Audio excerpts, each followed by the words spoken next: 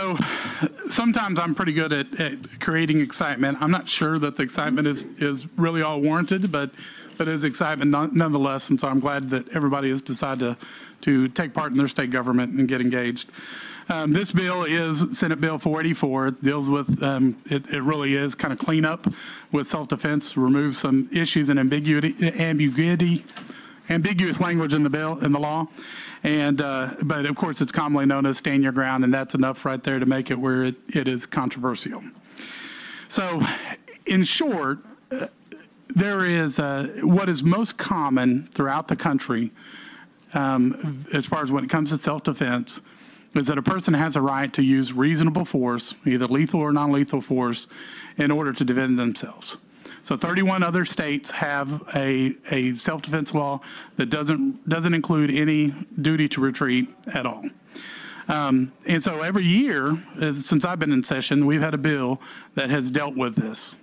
And we keep coming back to it, we keep coming back to it, and we keep coming back to it because of the fact that we are one of the few states that don't have that.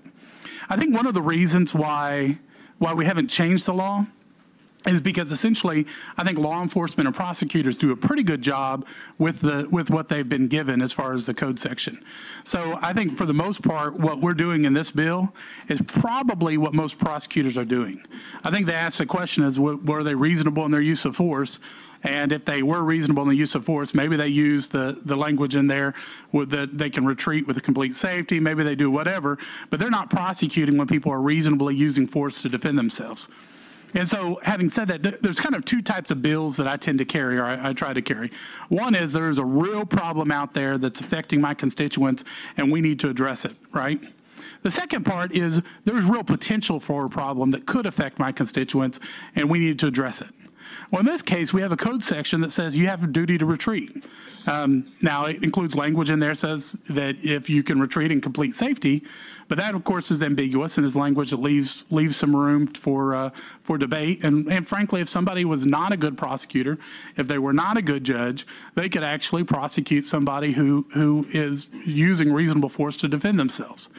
And so what we're doing here is essentially inserting, I think, a cleanup that probably just matches the law to what the good work most of the prosecutors are doing. And I appreciate them. I had the opportunity to see several of my sheriffs here to visit with them. I appreciate that they're concerned about it. I feel like prosecutors are doing their job in making sure that things don't change in a way that would be difficult for them.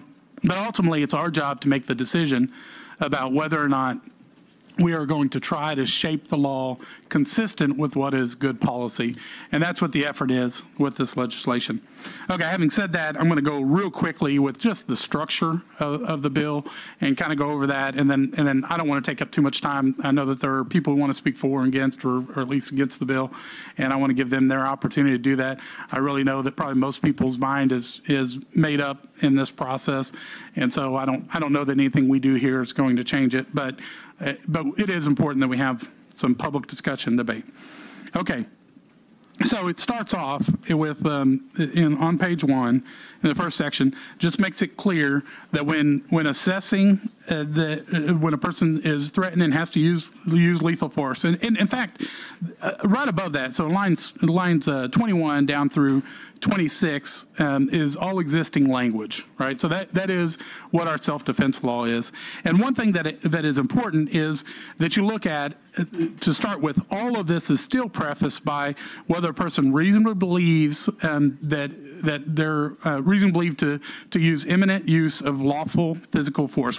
The question is whether or not a person in their mind is reasonable in using that force or not. And so that causes a person, anytime that they are faced with confrontation, to have to decide, is this a situation where I need to use reasonable force, or is it not? Okay, so you go down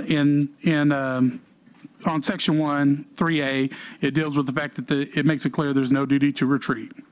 And in 3B, of course, it deals with, speaks directly to the finder of fact that they should not consider whether the person had a duty to retreat. So that's basically what makes the difference between our law and the 31 other states that have a stand your ground law, is that issue of duty to retreat that we're taking out.